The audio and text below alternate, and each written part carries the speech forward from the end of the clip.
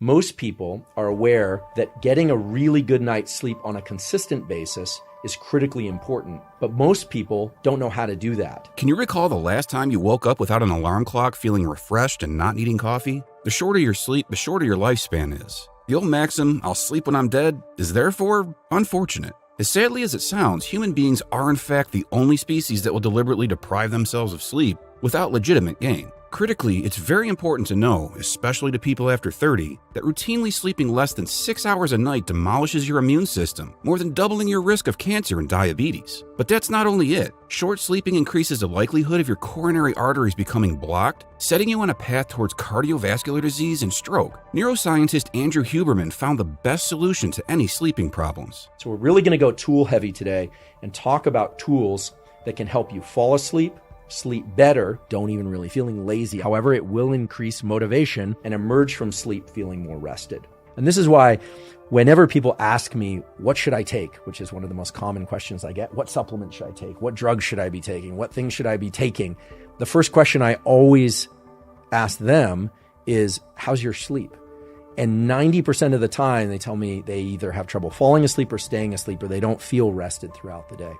If you turn on the lights before waking up, so around 45 minutes to an hour before waking up, even if your eyelids are closed, provided you're not under the covers, after doing that for a few days, that increases your total sleep time and shifts forward the time at which you feel sleepy. It makes you want to go to bed earlier each night. Now, in a kind of diabolical way, they did this with teenagers who are notorious for wanting to wake up late and stay up late. And what they found was bright light flashes, just turning on the lights in their environment, overhead lights, because they're trying to activate the system, and that's why they're using overhead lights, even through the eyelids, before these kids woke up, then made those kids naturally want to go to bed earlier, and they ended up sleeping longer. So that's something you could try. You could put your lights on a timer to go on early in the day before you wake up. You could open your blinds so that sunlight is coming through. Now, again, if you curl up under the covers, then it's not going to reach these neurons, but it's remarkable the light can actually penetrate the eyelids, activate these neurons, and go to the central clock. You have the capacity for what are called phase advances and phase delays. And I don't want to complicate this too much. So the simplest way to think about phase advances and phase delays is that if you see light late in the day, and in particular in the middle of the night, your brain and body will think that that's morning light, even though it's not sunlight, because you have this heightened sensitivity. And it will phase delay. It will delay your clock. It will essentially make you want to get up later and go to sleep later. So the simple way to think about this is, if you're having trouble waking up early and feeling alert early in the day, you're going to want to try and get bright light exposure even before waking up, because it will advance your clock. It's sort of like turning the clock forward.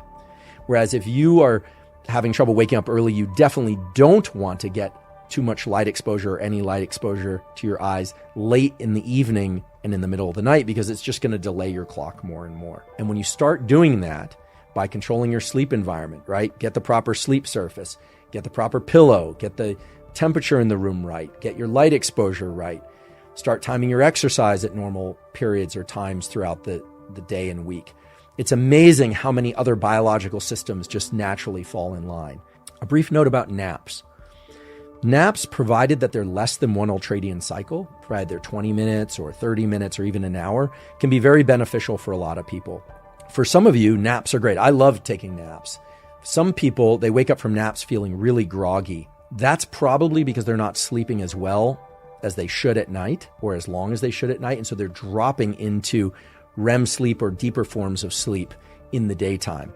And then they wake up and they feel kind of disoriented. Other people feel great after a nap. So that's another case where, just like with caffeine, you sort of have to evaluate for yourself. I personally like to take a nap around 3 or 4 p.m.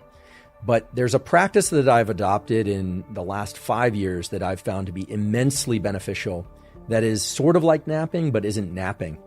It's a thing that they call yoga nidra. Yoga nidra actually means yoga sleep.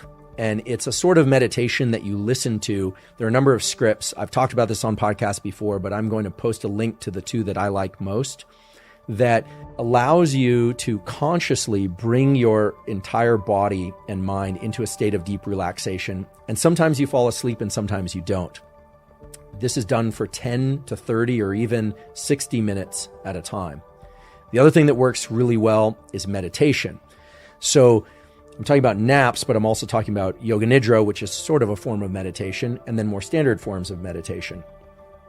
All three of those do something powerful, which is that they bring our mind into a state of less so-called sympathetic nervous system activation, which is what governs your alertness. And instead, it activates cells and circuits in your body that promote the parasympathetic nervous system or the calming system. Meditation and yoga nidra scripts have been immensely helpful for me in terms of accelerating the transition to sleep.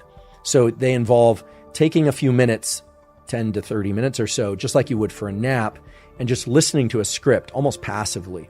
And it has you do some particular patterns of breathing and some other kind of body scan-like things that can really help people learn to relax, not just in that moment, but get better at relaxing and turning off thinking in order to fall asleep when they want to do that at night.